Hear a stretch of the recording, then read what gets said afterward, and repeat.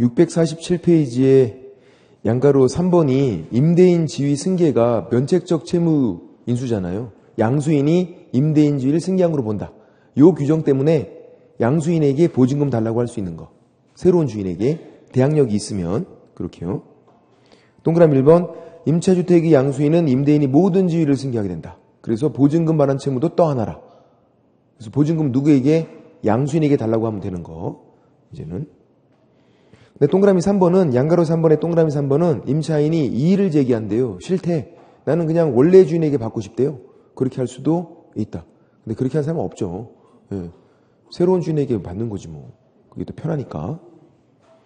밑에 보증금 회수는 양가로 1번 보증금이 우선 변제.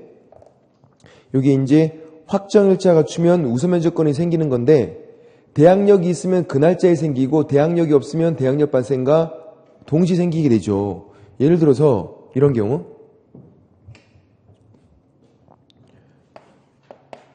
6월 17일 전입신고했어요.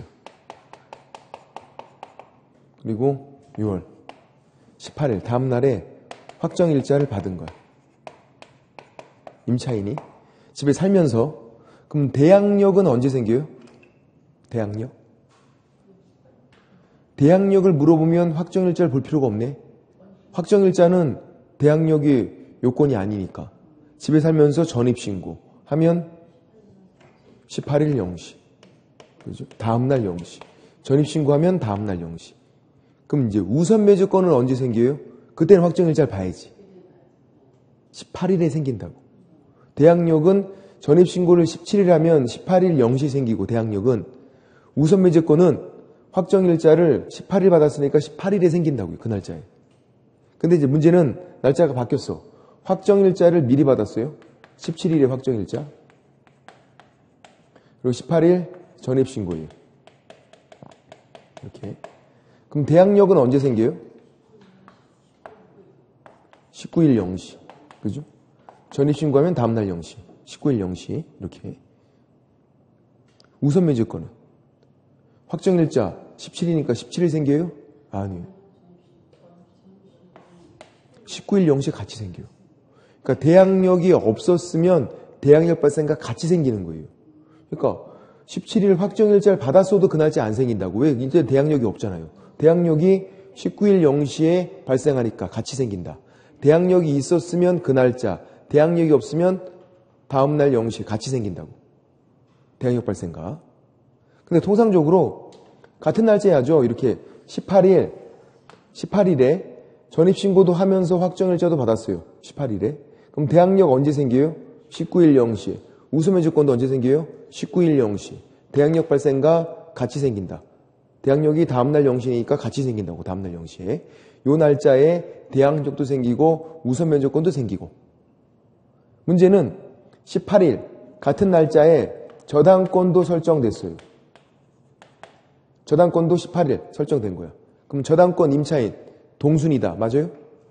저당권이 18일, 임차인도 다 18일 했고 동순이가 아니다. 누가 선순위? 저당권. 저당권은 며칠인데 18일이잖아요. 그 날짜예요. 임차인은 19일 0시였잖아. 아까 후순위 임차인 되는 거, 3번 임차인 되는 거예요. 불리하게 되는 거지 이거. 칼 들고 있어야 된다고 이게 또. 뭐야. 같은 날짜에 하면. 같은 날짜에 하면 저당권이 선순위다. 저당권이. 요거까지도 문제가 나오죠. 정답으로도. 중개 실무에. 이 정도까지도. 왜냐면 저당권하고 비교 안 한 건 너무 쉬워서 그래요. 저당권하고 비교해서 이제 저당권이 같은 날짜면 선순위, 임차인은 다음날 0시 그렇게 됐고 그런 내용들. 그리고 648페이지에서 동그라미 7번이 아까 제가 설명드린 내용이죠. 저당권 설정 등기가 격려되고 그 후에 보증금을 증액했대요. 증액된 부분을 저당권자와 경락인에게 대항할 수 없다. 저당권 밑에 붙으니까 후순위니까 저당권자에게 대항할 수 없고 그리고 낙찰자 경락인에게 대항할 수 없다고. 왜? 경매에서 후순위가 됐으니까. 저당권 밑에 붙었으니까. 그게 제가 아까 설명드린 내용이고 그렇게요. 그 다음 몇 가지만 더 살펴보면요. 특이한 것들 뭐냐면 그 위에 있는 6번. 6번이 오해가 많아. 6번이. 어떤 경우냐면 이런 경우죠. 6번이. 자, 토지예요. 나대지였어. 나대지. 저당권 설정했어요. 건물 지었어요. 그 다음 여기에 경매로 넘어갔어. 나대지인 상태에서 저당권 설정했고 그 다음에 건물 지었고 그러면 이 대지 요 대지 환가대금도 얘가 주택이면 우선 면제, 최우선 면제 대상이 되나요? 이 나대지도 이 주택으로 포함되는 거예요? 나대지에 저당권 설정했고 그 다음에 건물을 지었어요? 그러면 법정 지상권은 생기나? 안 생기잖아. 나대지에 저당권 설정한 다음에 건물 지었으면 이 대지 환가대금, 경매로 넘어갔으니까 그 대지 환가대금에 대해서 우선 면제나 최우선 면제나 아니면 뭐 법정 지상권 그런 거 안 생겨. 아무것도 안 생겨. 나대지였으면. 그게 보세요, 지금. 동그라미 6번. 토지의 저당권이 설정된 후 신축된 주택 임차인은 토지 경매대금, 토지. 지금 토지가 나대지였잖아. 그죠? 이 환가대금에 대해서 어떻게 우선 면제 받지 못한다. 인정이 안 된다고. 최우선 면제도 안 돼. 왜냐면 이때는 이 대지를 주택으로 안 봐요. 저당권 설정한 후에 건물을 지었잖아. 그러니까 간단해요.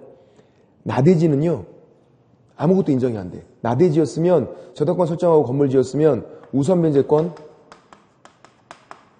인정 안 되고 최우선 면제권도 인정이 안 돼요. 법정지상권은 인정이 되나? 안 된다고.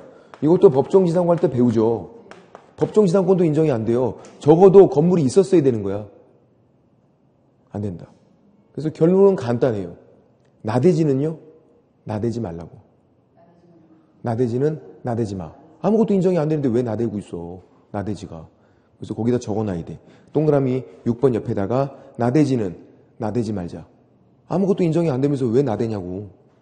나대지였잖아요. 그것도 한번 보시면 되고. 그 다음 또 필요한 것들이 또 있는데 뭐냐면 그 전세권과의 관계예요. 실제로 있는 사례인데 우리 책에 어디 판례가 있을 텐데요. 그걸 제가 못 찾겠어. 어디 있는 건지를. 뭐냐면 이런 내용이에요. 그냥 제가 설명을 드려볼게. 어떤 내용이냐면 자, 임차인이 가장 먼저 들어왔어요. 이런 경우가 많거든요. 실제로 임차인, 대항요건 확정일자 다 여기까지는 잘해요. 그 다음 저당권이 설정이 돼요. 그 다음에 이사를 가게 된 거야. 얘가 그래서 등기를 하고 이사를 가자. 그래서 집주인 쫄라서 전세권 설정 등기를 했어요. 같은 사람이에요. 보증금으로 전세권 설정 등기한 거야. 자, 한 사람이 전세권과 임차권을 모두 가질 수 있어요. 전세권은 물권이고 임차권은 채권이잖아요. 성격이 다른 권리여서 둘 다 가질 수 있어요. 보증금으로 전세권 설정 등기하면. 동일인, 같은 사람인데 전세권 설정 등기해서 둘 다 있어요. 그 상태에서 이사를 갔어. 그럼 어떻게 될까요? 전세권 설정 등기하고 이사를 갔대. 그럼 이거 없어진다고. 왜? 이게 전세권으로 임차권이 보호가 안 돼요. 성격이 다른 권리니까. 얘는 이런 생각을 한 거지. 내가 이사를 가더라도 등기를 했으니까 이게 임차권을 보호할 거다. 그게 안 된다고. 그럼 어떻게 되는데? 얘는 그냥 이사 가는 순간에 없어지고요. 전세권은 후순위로 갖는 거예요. 후순위로. 따로 그냥 갖는 거예요. 별개니까. 전세권으로 임차권 보호는 안 되고. 그리고 경매가 들어갔어요. 어떻게 되죠? 얘는 어차피 없는 거고. 이사 갔을 때 없는 거고. 끝. 그렇죠. 이사 갔을 때. 저당권 밑으로 다 죽여버린다고. 전세권도 없어져요. 얘는 이사 갔을 때 끝. 전세권은 경매로 저당권 밑에니까 없어져. 다 달라고 했어요. 경매 법원 가서 달라고 했더니 얘가 1순위, 얘가 2순위로 배당을 해줘요. 얘를 1순위로 배당을 안 해줘. 왜? 이사 갔잖아. 이사 가는 순간에 대항력과 우선면제권이 같이 없어진 거예요, 그냥. 그러니까 얘는 1순위로 배당을 못 받고 얘가 1순위 배당이니까 다 가져. 또. 남은 찌끄레기 얘가 갖는 거죠. 그래서 얘가 소송 제기했어. 왜 자기한테 요거밖에 안 주냐고. 내가 먼저 들어왔고 나 등기했는데 왜 저 요거밖에 안 줘요? 소송 제기했어. 판례가 어쩔 수가 없다. 임차권 따로, 전세권 따로. 전세권으로 임차권 보호가 안 된다. 얘 어떻게 써야 돼? 임차권 등기를 했어야 돼요. 임차인이 임차권 등기했으면 괜찮아요. 그럼 유지가 돼. 근데 등기를 잘못했잖아. 누구 잘못이에요? 임차인 잘못. 임차권 따로, 전세권 따로. 그게 성격이 다른 걸리고 따로따로라는 건 여러분도 알고 있잖아요. 임차권 따로, 전세권 따로 다르다는 건. 그건 못한 거지. 못한 거지. 그 정도까지는 구분을 해야 된다는 얘기야. 여러분도 알고 있는 건데. 여러분 아는 거 몇 개 없잖아. 얘도 그 정도는 알았어야지. 임차권 따로, 전세권 따로는. 그래서 간단해요. 임차인이 보통 등기를 안 하고 살잖아요. 등기를 안 하고 살다가 나중에 등기를 하게 된 거야. 그런 경우도 있잖아요. 그때는 무슨 등기해야 돼? 임차권 등기를 해야 돼요. 집주인이 전세권 설정 등기 해주겠다고 막 꼬셔. 집주인이. 넘어가면 안 된다고. 전세권이 더 있어 보이잖아요. 거기 넘어가면 안 된다고. 임차인은 임차권 등기를 해야 된다. 근데 만약에 등기를 안 해주면 어떻게 하면 돼? 법원 가서 신청하면 돼. 등기를 안 해주면 법원 가서 임차권 등기 명령 신청해서 임차권 등기를 하고 이사를 가면 돼요. 민법상 임대차 등기를 하든지 그게 임차권 등기예요. 민법상. 아니면 임차권 등기 명령 신청해서 임차권 등기를 하면 돼요. 임차인은 뭐 하자? 임차권 등기하자. 만약에 처음부터 그냥 살 때 전세권 설정 등기를 했대. 처음부터. 그러면 괜찮아. 왜? 전세권도 위에 있잖아. 근데 지금 등기 안 하고 살다가 나중에 등기할 때 전세권 설정 등기하면 이 전세권이 위에 붙지 않는다고요. 밑에 붙는다고. 임차권 등기했으면 그 임차권 등기가 위에 있는데. 이렇게. 그래서 임차인은 등기 안 하고 살다가 나중에 등기할 때는 뭐 하자? 임차권 등기하자. 전세권으로 임차권 보호가 안 되니까. 또 이 반대도 있었어요. 보증금으로 전세권 설정 등기를 먼저 했고 그 다음 저당권 설정됐고 그 다음 임차인이 나중에 들어가게 된 거예요. 임차인이 대항요건, 확정일자 이렇게. 네, 이런 상태. 근데 이사 안 갔어 얘가. 이사 안 갔어. 두 가지가 다 있어 그냥. 전세권, 임차권 따로따로 둘 다 있어요. 이사도 안 갔고. 그리고 경매가 들어갔어. 같은 사람. 동일이.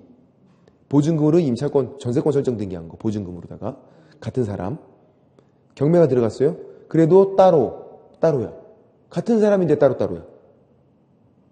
같은 사람인데도. 그래서 얘만 보는 거예요. 얘만. 같은 사람이지만 이건 무시하고 얘만 보자. 자, 대항요건 갖췄대요. 대항력 있나? 없어.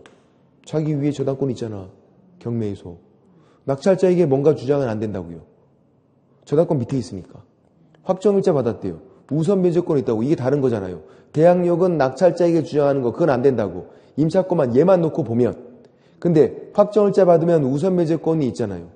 법원 가서 달라고 할 수 있다. 법원 가서. 달라고 했어요. 뭐 어떻게 줘? 얘보다 늦게 준다고. 얘가 다 갖고 남은 찌끄레기를 준다고 얘한테. 그렇게. 그게 이제 문제였던 거지. 자, 위에 전세권이 있네. 같은 사람이에요. 이거는 어떻게 돼요? 경매에서 밑으로만 죽이니까 이렇게 얘는 살아남아. 경매에서. 근데 이제 이 전세권이 지가 달라고 하면 소멸돼요. 달라고 하면 경매에서 받고 소멸되는 거야. 가만히 있으면요. 떠안아. 낙찰자가 전세권을 떠안아야 돼. 얘 가만히 있으면. 그러니까 전세권이 1순위에 있으면 봐야 돼요. 달라고 했는지 가만히 있었는지. 낙찰자는 그걸 봐야 돼. 얘가 달라고 했으면 소멸돼요. 경매에서 받고 나가는 거예요. 소멸. 가만히 있으면 참여하면 안 돼요. 이걸 떠안아야 되니까. 그럼 보세요. 이제 자, 같은 사람이에요. 같은 사람. 문제는 달라고 했네. 확정일자 받았으니까 임차인 요거를 얘가 달라고 했다고 법원 가서. 그러면 전세권 달라고 한 거예요? 안 한 거예요? 안 한 거라고. 안 한 거야. 전세권 따로 임차권 따로니까 얘는 지금 뭐만 달라고 했냐면 임차권만 달라고 한 거야. 임차권만. 전세권의 전자, 지읒자도 끊이지 않았잖아. 그럼 이제 이렇게 된 거죠. 얘는 달라고 안 했으니까 그대로 남아요. 그대로. 자, 경매로 없어지는 거고 얘가 다 갖고 남은 찌끄레기를 얘가 갖고 잔액이 왕창 남았겠네? 그죠? 얘가 다 갖고 얘는 찌끄레기 같잖아. 왕창 남은 잔액이 여기 붙어 있잖아요. 잔액이. 어차피 보증금으로 전세권 설정 등기한 건데 그 보증금 일부를 임차인 지위에 의해서 조금 받은 거야. 그럼 잔액 왕창 남은 건 전세권에 붙어 있어요. 이건 달라고 안 했잖아. 그럼 누가 떠안어? 낙찰자. 자, 이 소송을 누가 제기한 거예요? 낙찰자가. 낙찰자가 전세권을 떠안게 되니까 깜짝 놀라서 소송 제기한 거야. 야, 얘 분명히 같은 사람이고 달라고 했는데 이거를 왜 자기가 떠안냐고. 그러니까 이 낙찰자는 아까 얘랑 달라. 공부 좀 한 사람이야. 최선순위 전세권이 배당 요구하면 소멸된다. 거기까지 알고 있던 사람이에요. 그러니까 달라고 했으니까 소멸될 줄 알고 참여했던 거죠. 근데 이걸 떠안게 돼서 소송 제기. 내가 이걸 왜 떠안냐고. 판례가 똑바로 보래. 판례가. 얘가 뭐에 기해서 배당 요구를 했는지 똑바로 봤더니 전세권은 달라고 안 했네. 임차권만 달라고 했어요. 그러니까 어쩔 수가 없는 거지. 전세권 따로, 임차권 따로. 임차인 지위에 의해서 배당 요구한 거를 전세권에 의해서 배당 요구한 거 볼 수가 없다. 따로따로니까. 그래서 전세권은 그냥 낙찰자 네가 떠안어 이렇게 된 거예요. 예. 보세요. 얘는 임차인에서 보증금 일부를 받았잖아요. 왕창 남은 게 이렇게 붙어있어. 이거를 낙찰자에게 달라고 하는 거야. 예, 그러니까 받는 거지. 왜냐면 안 떼이는 거죠. 그러니까 임차인은 괜찮았다고. 얘는. 낙찰자가 소송 제기했지. 그러니까. 아까는 얘가 조금밖에 못 받으니까 임차인이 소송 제기한 거고. 지금은 낙찰자가 나 왜 조금 주냐고. 근데 결론은 똑같아요. 뭐 그냥 복잡한 내용이지만 결론은 임차권 따로, 전세권 따로 하는 거야. 성격이 다른 권리니까. 전세권으로 임차권 보호가 안 되고 임차인 지위에 의해서 배당 요구를 한 거를 전세권으로 배당 요구한 거 볼 수가 없다. 같은 사람이어도 따로니까. 임차권 따로, 전세권 따로다. 그런 내용이고. 그런 내용들이고 649페이지에 소액보증금 중 일정액 소액보증금 요거 나오면 뭐죠? 최우선 면제권이에요. 단어 보고 눈치를 채야 돼.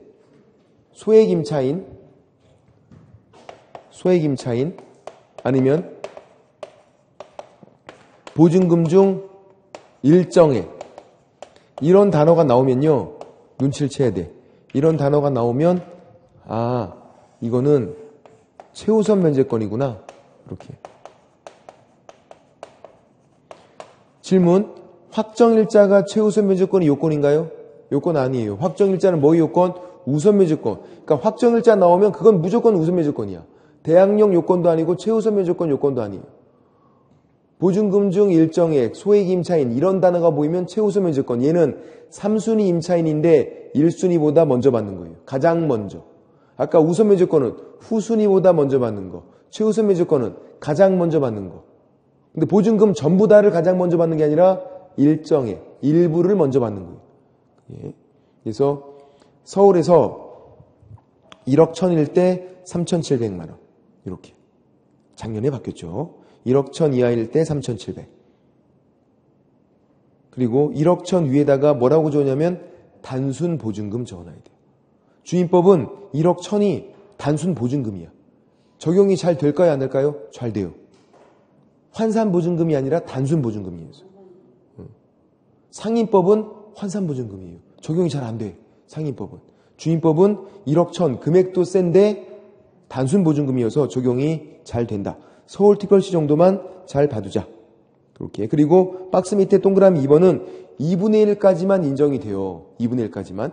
예를 들어서 배당 금액이 1억이었대요.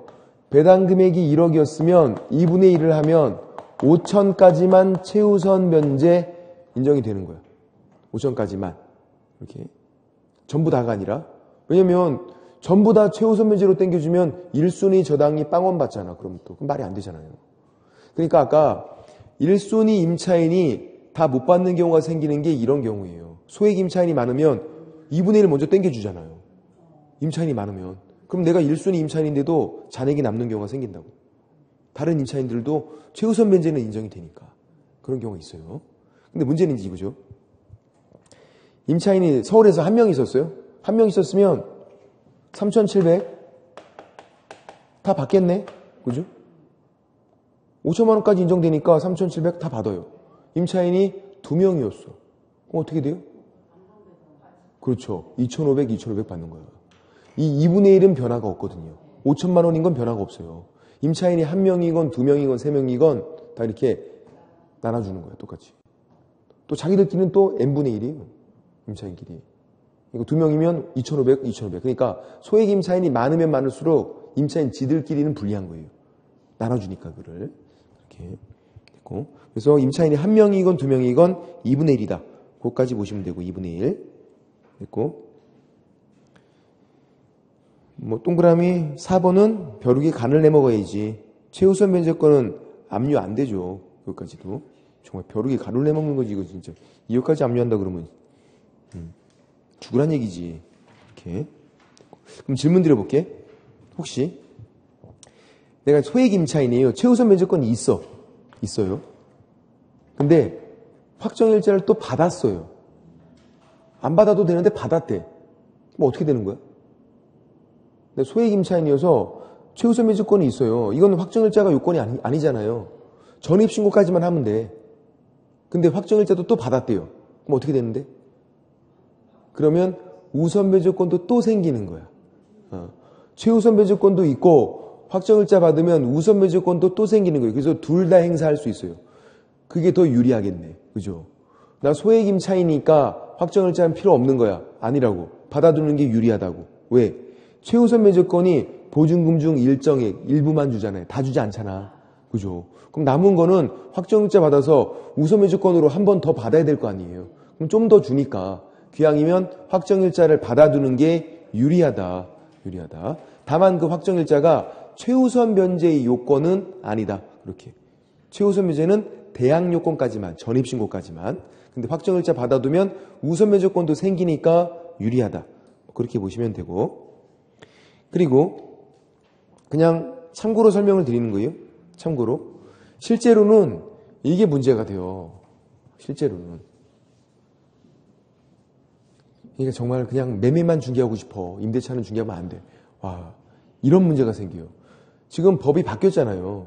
작년에 바뀐 건데 예를 들어서 작년 9월 달에 바뀌었거든요. 9월 달에. 8월 달에 서울에서 저당권 설정이 있어요. 이때는 1억이었어. 1억 이하 3,400. 소액 임차인이. 작년 9월 달에 바뀌었어요. 그래서 이제 10월부터 시행이 됐거든요. 시험 시행 보기 몇 주 전에 바로 그렇게. 근데 이제 현재 서울에서 임대차 계약을 체결한 거야. 서울에서 1억 1,000에 딱 맞춰서. 현재. 그러면 지금 현재 1억 1,000 이하가 소액 임차인이니까 얘는 소액 임차인이 맞잖아요. 지금 현재 1억 1,000이니까. 근데 그 집의 저당권은 작년 8월 달에 설정됐고 이제는 1억 이하가 소액 임차인이었어요. 그러니까 이 저당권 설정시를 기준으로 요때를 기준으로 하면 얘는 소액 임차인이 아니란 말이에요. 보증이 많아서. 그러니까 현재를 기준으로 할지 저당권 설정 옛날을 기준으로 할지가 문제가 되는 거지. 법이 자꾸 바뀌니까. 바뀌면 어느 법을 기준으로 소액 임차인을 판단할지 현재인지 저당권 설정 시 옛날인지 판례가요? 판례가 옛날 거예요. 그러니까 이렇게 중개하면 안 돼. 지금 보증금이 소액이니까 무조건 최우선 면제권 소액 임차인 보호를 받습니다. 이렇게 설명하면 안 돼. 그게 안 된다고. 왜?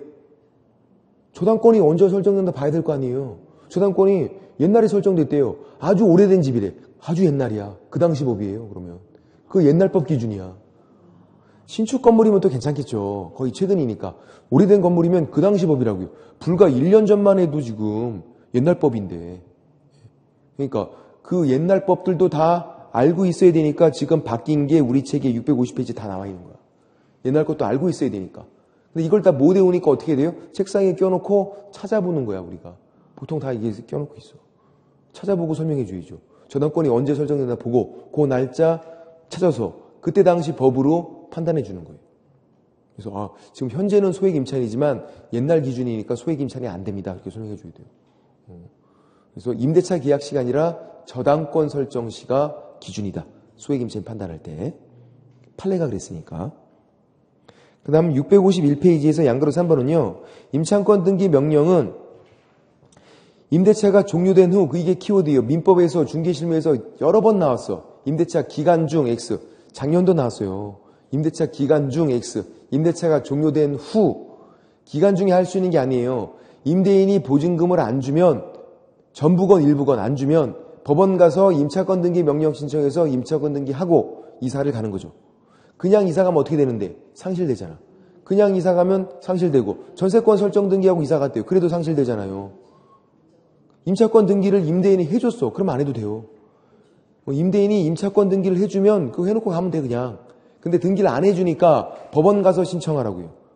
그러면 요 등기가 되고 그 다음에 이사를 가면 옛날 건 유지가 된다. 만약에 대항력과 우수면시권이 없었으면 그때부터 생겨요. 근데 보통 있었잖아. 있었으면 옛날 게 유지가 되는 거고. 근데 이런 경우는 있어요. 대항력은 있었는데 확정일자는 안 받아서 우수면시권은 없었대요. 그럼 어떻게 되는데? 대항력은 유지가 되고요. 없었던 우수면시권은 그때부터 등기한 때부터 생겨요. 그러니까 있던 건 유지, 없던 건 그때부터 생긴다. 이렇게요. 근데 얘는 언제 필요한 거다? 이사 갈 때 필요한 거예요. 이사 갈 때. 이사 안 가면 할 필요 없어. 그리고 실제로는요. 하실 필요 없어. 실제로는. 맞췄어요. 임대인이 보증금을 안 줄 때 하는 거잖아요. 보증금 안 줄 때. 안 줄 때 이사 갈 때. 근데 보증금을 안 주면 이사를 못 가. 돈이 그렇게 많아? 임대인이 보증금 안 주는데 돈이 더 있어갖고 집을 또 구한대. 딴 집을.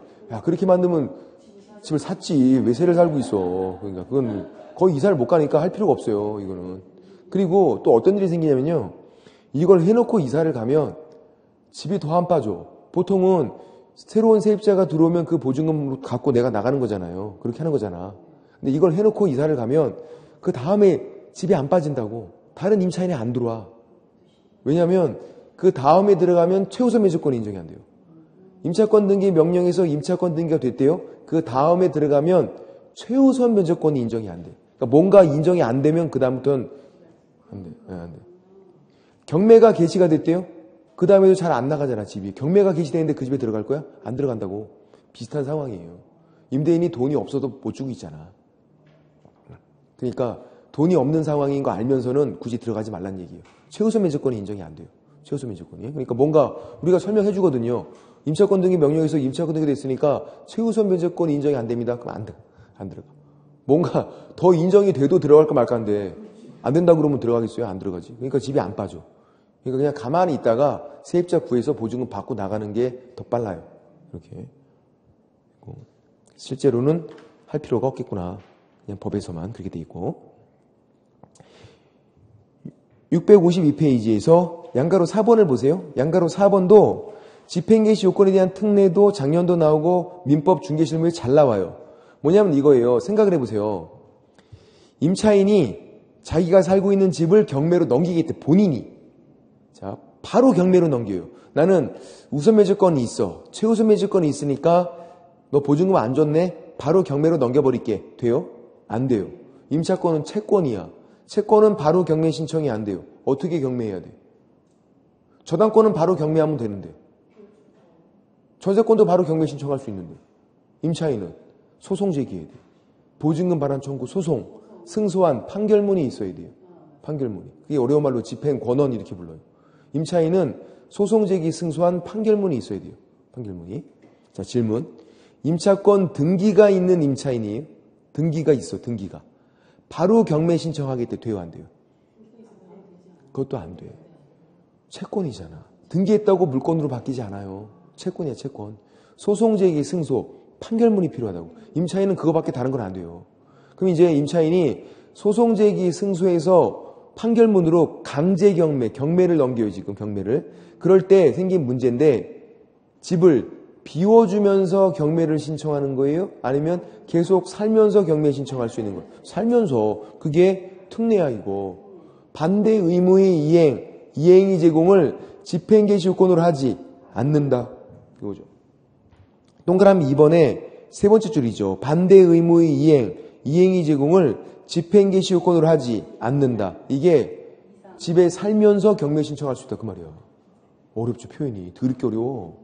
반대 의무의 이행이 제공이 집을 비워주는 거. 그걸 요건으로 하지 않으니까 집에 살면서 경매 신청된다. 그 말이죠.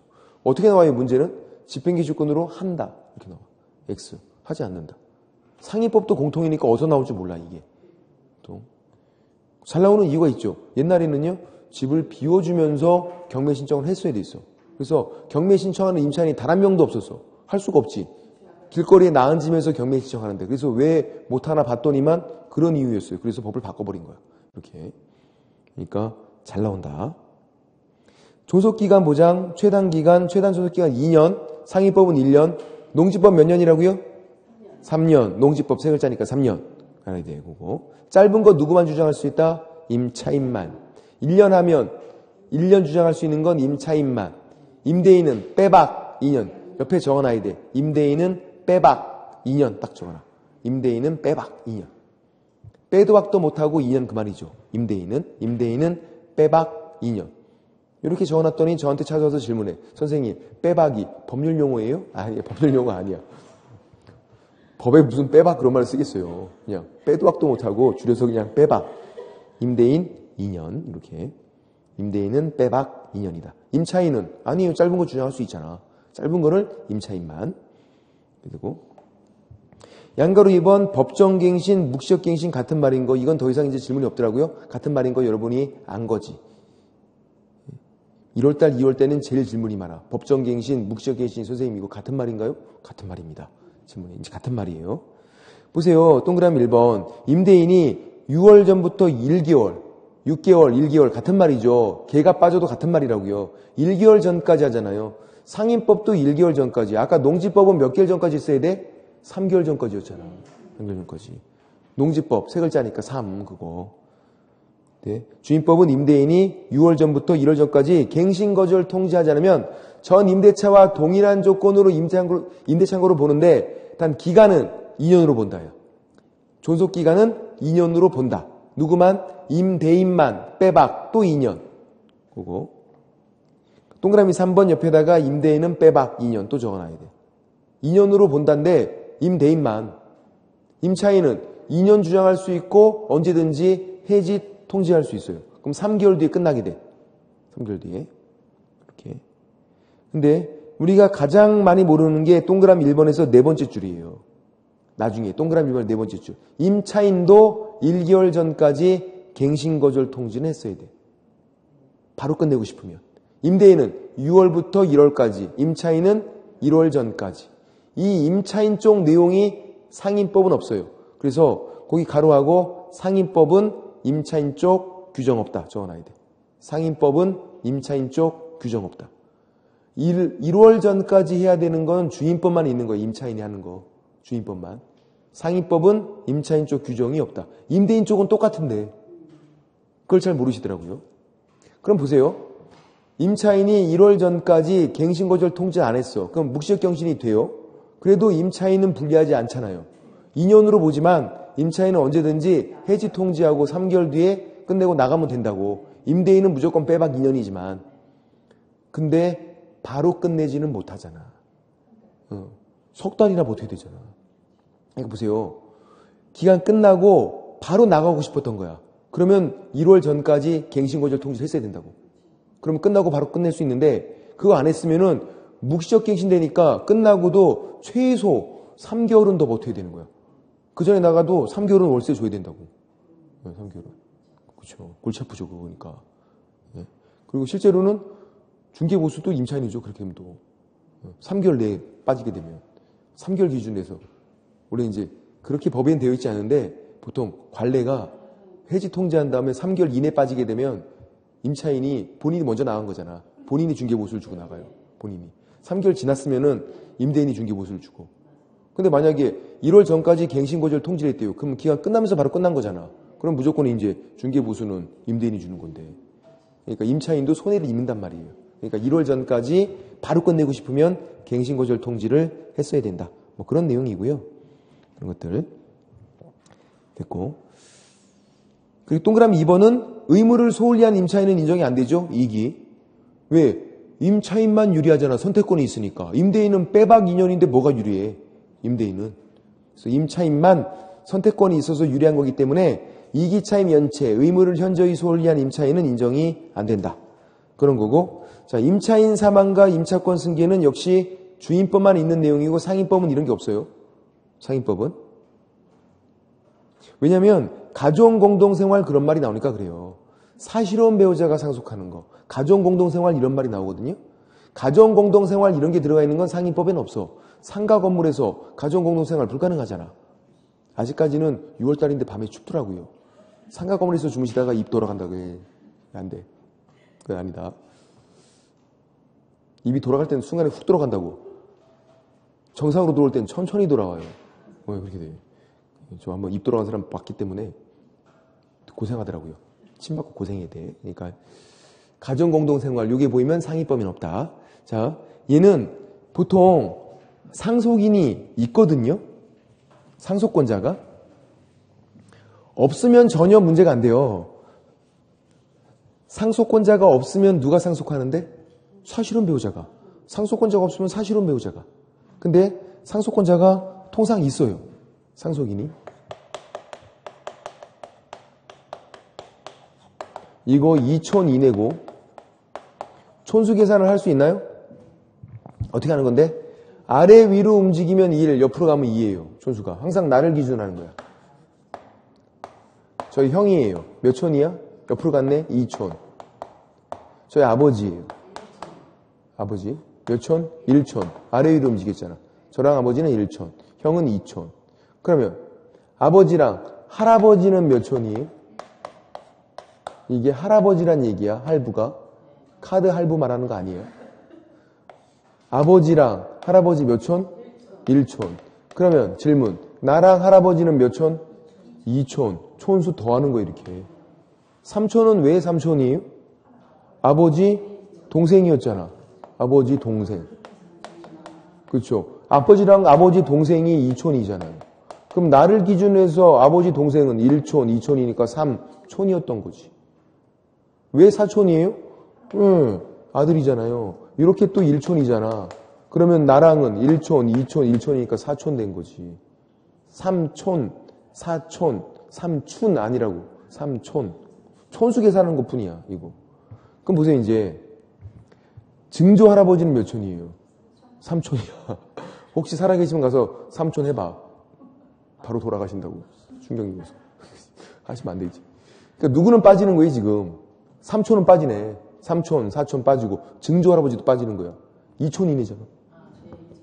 그러니까 2촌이 부모, 형제까지만 되는 게 아니라 할아버지까지 된다는 얘기야. 할아버지까지도. 내가 할아버지면 손자까지 되는 거고. 본인이 할아버지일 수도 있잖아. 본인이 할아버지면 손자까지도 2촌이라고요. 그렇게 되는 거야. 촌수 계산 그렇게 하는 거다. 자, 이제 있으면 나눠보는 거예요. 함께 사는지 안 사는지를. 가정공동생활. 그래서 이 가정공동생활이 나오기 때문에 상임법에 이 내용이 없는 거예요. 함께 사는지 함께 안 사는지. 함께 살면 상속인만 상속을 해요. 상속인만. 그게 원칙이에요. 사실혼 배우자는 상속권이 없어 원래 민법에서. 그래서 상속인만 상속하고 함께 안 살 때 상속인이 따로 살고 있대요. 그럴 때 상속인과 공동상속이에요. 그러니까 주의사항 이게 아니라는 거예요. 뭐가 아니라는 거냐면 공동이 아니에요. 그러니까 언뜻 오해하면 가정 공동생활을 하면 공동상속이겠지. 공동 그게 아니라고. 공동이 아니야. 가정 공동생활하면 상속인만 상속을 하는 거예요. 함께 안 살 때 공동상속. 그것만 주의하면 되겠다. 이렇게. 그리고 상속을 포기할 수도 있어요. 1월 이내 반대의사 표기에서 동그라미 3번에. 주임법에서는 1월이야. 3월 X. 민법에서 상속 포기는 3개월이거든요. 근데 주임법에서는 거기 동그라미 3번에 임차인 사망 후 1월 이내잖아요. 1월. 1개월 이내 반대의사 표시하면 상속 포기할 수 있어요. 3개월이 아니라 1월. 1개월이다. 주임법에서는. 그리고 임차인 사망한 후 밑에다가 적어놔야 돼요. 임차인 사망한 후. 잘생겼다. 잘생겼다. 적어놔. 임차인 사망 후 동그라미 3번. 임차인 사망 후 그 밑에 뭐라고 적어놓는다? 잘생겼다. 왜 잘생겼어요? 얘랑 같이 왜 산 거예요 도대체? 사실혼 배우자가 얘랑 왜 살았나 생각해요. 산 이유가 없어. 혼인신고도 안 했지. 빚도 잔뜩 져서 지금 상속도 포기해야 돼 지금. 빚도 잔뜩 졌어. 엄청나게 잘생겼던 사람인 거지. 안 그럼 같이 살 이유가 없었잖아. 근데 이제 죽었으니까 끝난 거지. 포기지. 되게 잘생겼었나 봐요. 그러니까 혼인신고도 안 했는데 빚도 잔뜩 졌는데 지금 같이 계속 산 거야 끝까지. 엄청 잘생기죠 얼굴이 지금. 예. 그래서 임차인 사망 후 거기다가 잘생겼다 적어놔야 돼. 잘생긴 사람이었던 거야. 그거 아니면 살 이유가 없거든요. 아무리 생각해봐도 제가. 그리고 빚을 잔뜩 져갖고 뭐 이제 월세 잔뜩 밀렸대요. 그럼 굳이 받을 것도 없는데 월세 더 내야 되는데 그거 상속할 거야? 포기해야지. 그럴 때는 빚을 잔뜩 졌으면. 응? 상속하게 되면 월세 다 내야 돼. 상속하게 되면. 그러니까 포기하고 다 안 내는 거죠. 잔뜩 밀렸으면. 그죠. 그냥 나와야지 뭐. 아유, 그러니까 그래도 잘생긴 사람이랑 살았잖아. 된 거지 뭐. 그 다음 654페이지에서 차임 증감 청구권 월차임 전환 시 산정률 제한이 있는데 양가로 1번은 증액 시 5% 제한이 있죠. 동그라미 1번에 파란색이 5%. 상위법도 5%예요. 얘는 재계약 시에는 적용이 안 돼요. 그러니까 이런 경우죠. 2년 계약했고 2년 끝나고 올릴 때 5%까지만 올릴 수 있나요? 아니에요. 왕창 올릴 수 있어. 황당하죠. 재계약 시에는 적용이 안 돼. 그럼 언제 적용되는 거면 2년 계약했는데 1년 끝나고 올리겠대. 그때 적용되는 거야. 2년 계약했는데 1년 지나고 올리겠대. 그때 적용되는 건데 그때 안 올린다고 임대인들이. 안 올려. 그래서 2년 끝나고 왕창 올려요. 그게 된다고요. 그러니까 이게 5% 초과 금지가 뭐다? 빚 좋은 개살구. 무늬만 좋은 것이 전혀 도움이 안 돼. 재계약 시에는 적용이 안 되기 때문에 재계약 시에는. 그렇게 되고. 됐고. 양가로 2번은 전세에서 반전세로 바꿀 때 제한이 있는 거예요. 전세에서 반전세로 바꿀 때 제한이 있다. 전세 반전세 바꿀 때. 이거 한번 계산하는 거 한번 해볼게요. 계산 문제가 중개 실무로 민법에서는 안 나왔는데 중개 실무로 나온 적 있어요. 자, 이제 예를 들어서 1억 월세 안 내요. 1억 전세였어. 얘를 바꾸겠대요. 7,600 남기고 2,400 돌려주는 거예요. 그러면 얘를 돌려주면서 월세로 받는 거지. 전세에서 반전세로 바뀌는 거죠. 그때 제한이 있어요.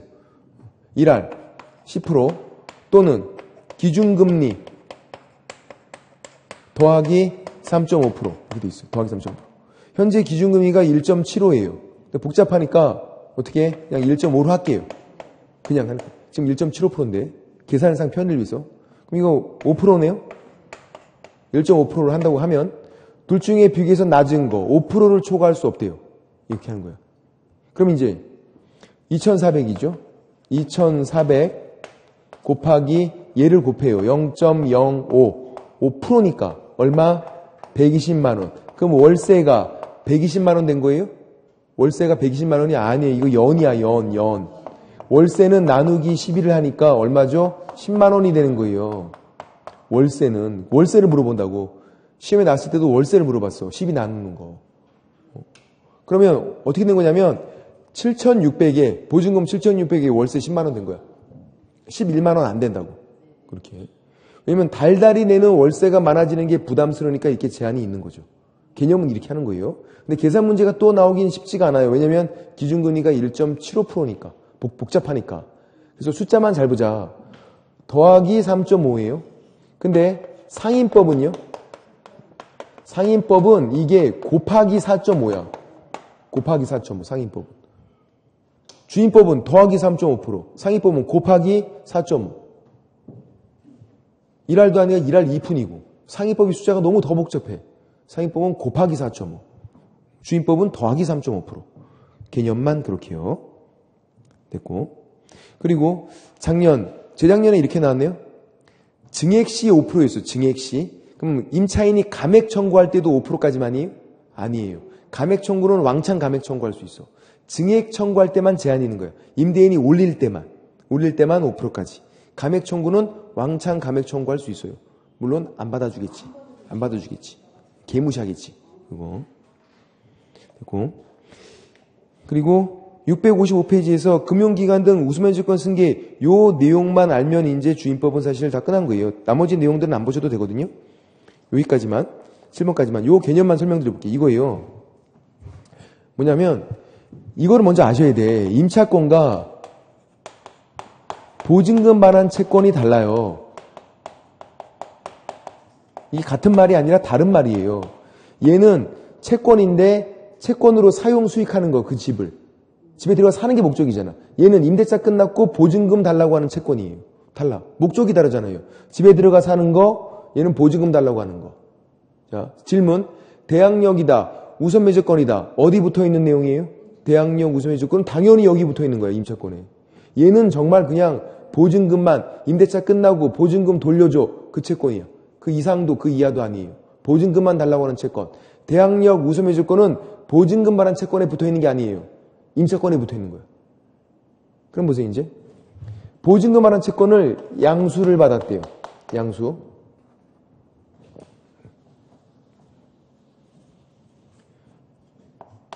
일반인이 양수를 받았어. 일반인이. 그러면 우선 매저권이 따라오나요? 안 따라와요. 왜? 당연히 안 따라오죠. 우선 매저권은 여기 붙어 있는 내용인데 이걸 양수받으면 이것만 양수받은 거지 왜 이게 따라오냐고. 안 따라온다고. 근데 금융기관이 양수를 받았대요. 승계가 된다. 아, 금융기관만, 그래서 금융기관만 인정을 해주는 거야. 그래서 제목이 금융기관 등이 우선매조권 승계잖아. 금융기관만. 그러니까 일반인은 안 되고. 그래서 보증금 반환 채권이 양수, 이 말이 나오면 이걸 양수받은 사람이 누군지를 봐야 돼요. 일반인인지 금융기관인지. 일반인은 우선매조권이 안 따라와. 우선매조권이. 금융기관은 따라와요. 그럼 질문. 금융기관, 대항력은 따라와요? 안 따라와. 대항력은 누구든 다 안 따라와. 대항력은. 우선면제권만 금융기관이 승계가 되는 거예요. 보증금 반환 채권만 양수해도. 양수한 금액이 범위에서. 일반인은 아무것도 안 따라오고. 그렇게. 그럼 일반인은 어떻게 하면 돼? 요걸 양수받아 오면 돼. 임차권은. 여기 붙어있는 내용이잖아요. 일반인들은 임차권을 양수받아 오면 임차권에 붙어있는 대항력 우선매주권이 같이 따라와요. 요거를 양수받으면 일반인들은. 근데 금융기관은 보증금 반환 채권만 양수받아도 우선매주권이 승계가 된다. 그런 내용이고 주임법, 상위법 공통이에요. 이것도 공통. 근데 중기 실무로 나온 적은 없어. 내용이 너무 어렵잖아. 민법에서는 나온 적이 있는데. 예. 그래서 결론은 복잡하게 생각하지 마시고 보증금 반환 채권이 양수, 이 말이 나오면 양수받은 사람이 일반인인지 금융기관인지만 나눠보자. 금융기관만 우선매주권이 승계가 된다. 그렇게 보시면 되고 오늘 여기까지만 하고요. 다음 주에 상위법도 한번 같이 비교를 해보고 상위법이 훨씬 더 어렵습니다. 사실은. 이렇게 됐고 여기까지만 하도록 하겠습니다. 오늘 수고 많으셨고요. 다음 주에 뵙겠습니다. 수고하셨습니다.